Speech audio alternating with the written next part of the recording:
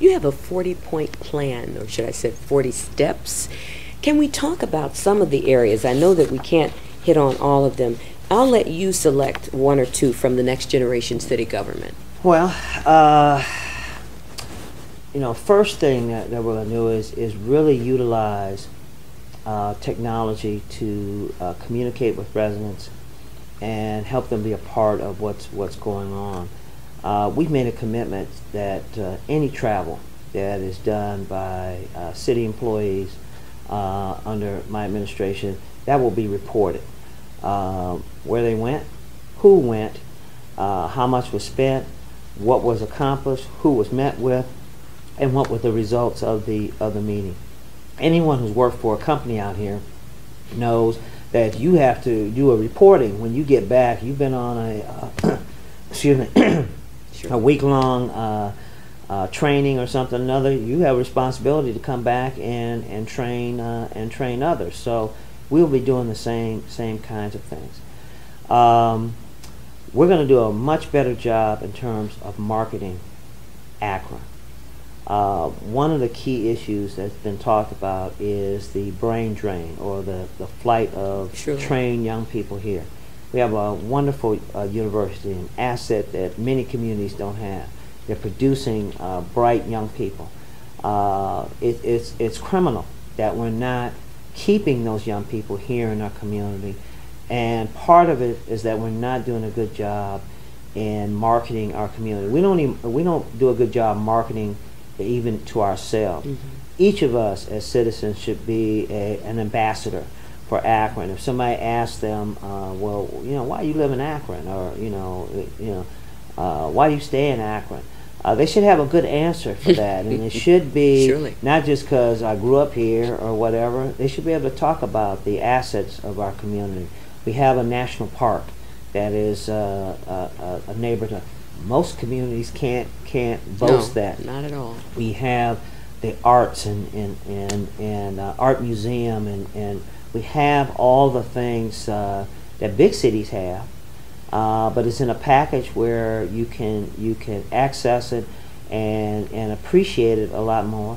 Now, if you just dying to get to a big city, you can go to Akron Canton Airport here, get on a plane, go to Chicago, New York, wherever. But come home to a community that is supportive of families and has what I call a right size. It's just a perfect. We actually have a rush hour. We used to have a rush 15 minutes, but traffic has increased, so we actually have a rush hour. I attended college in Atlanta. My son is down there now, and from 4 o'clock to 8 o'clock, you're on lockdown. You can't go anywhere. The traffic is just it's insane. what's going on? Go to New York. My mother lives there, and I know about New York. Even worse, to a point where you wouldn't even drive your car. You wouldn't even consider driving your car. You would use the public transportation, which again is an asset that we have in our community. We have public transportation. We have a bus system. We have SCAT. We have things that are supportive of our seniors, and we have a safety net here in our community in terms of social services and things. We have a wonderful community, but we're not marketing it well, particularly to those young people, and showing them the assets that we have here so that they would stay. Well, you mentioned young people. Can you speak to the youth initiatives portion? I think back to my childhood. The community looked after me.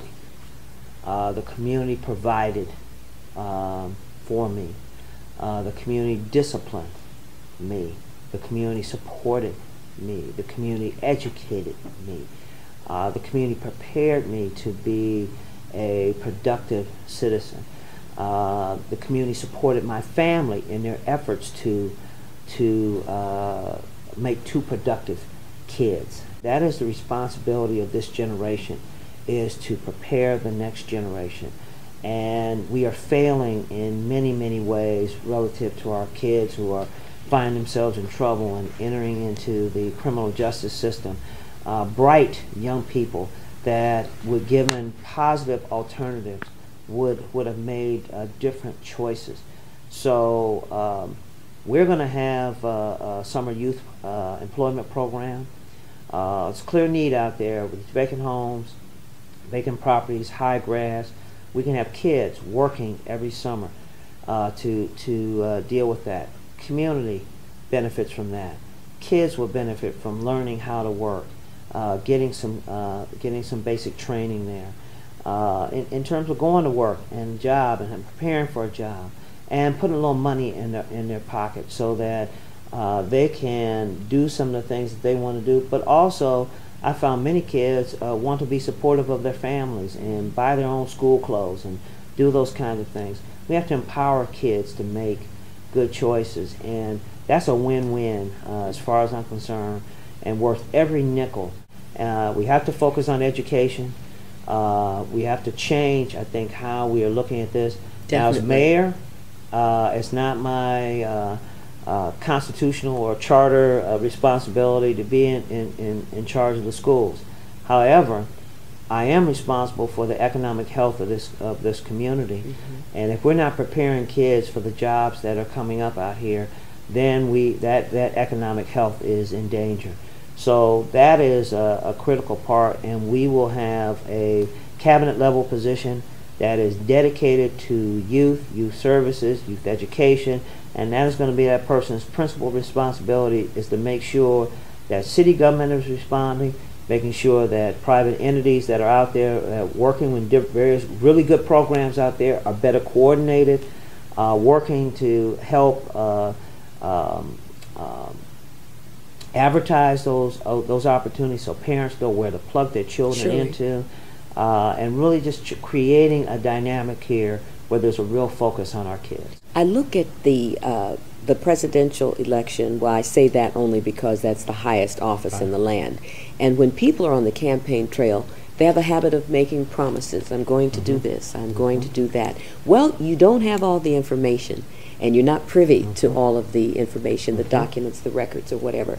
Then when you get into office and you find out you have limitations here, these are the constraints over here, ooh, we don't have the resources for that. How would you respond if you're telling people, I'm campaigning now, this is what we're going to do, this is my vision, what I'm looking at. You get into office and you find out some of those things you cannot bring to fruition. Well, what do you say? What you do is you set a timetable and you prioritize what you've talked to people about. One of the things we've tried not to do in this campaign is overpromise. I've had people kind of push me, well, what are you going to do? You know, I'm like, wait a minute, I'm not sure what I'm going to do because I don't have all the information. I'm not quite sure what's there. Now, here's my philosophy. This is what I want to pursue. This is how I want to approach things.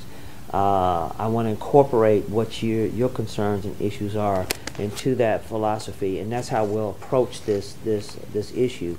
People have been very clear. Their number one concern right now is public safety. That is their number one concern. So our focus will be on that, and the majority of our resources will be dedicated to that. Now, that public safety encompasses a lot of different things, a lot of different aspects. And that includes youth, that includes all these other things. So we're going to weave solutions here to these problems and concerns, but we're going to keep people informed as to what we're doing so they're comfortable with what's happening and the pace that we've set. And they can be patient.